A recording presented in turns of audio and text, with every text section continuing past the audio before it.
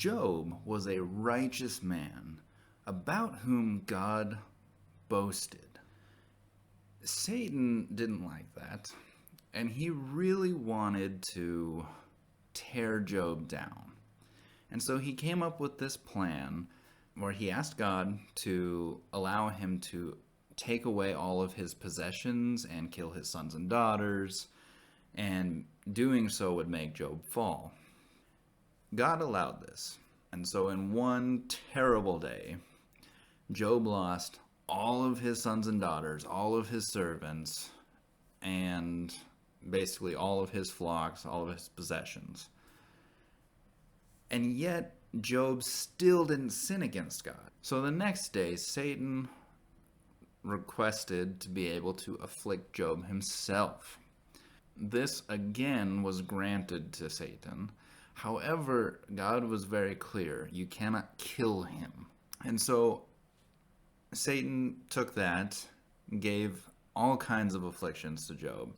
Job then spends a significant amount of time grieving, obviously, and yet he doesn't sin in that either. But then he has a couple friends come who grieve with him for the whole grieving period, but then they also begin to debate with Job. And Job debates back. They go back and forth about how Job could not be innocent, and then Job is saying, no, I'm innocent, I didn't do anything. He believed that if he could just present his case to God, that God would be like, oh, yeah, my bad, I didn't mean to do that. That was for this, all of this calamity was for somebody else. Which actually ended up causing him to sin, because he assumed that God was in the wrong. Eventually, God himself answered Job and essentially put him in his place.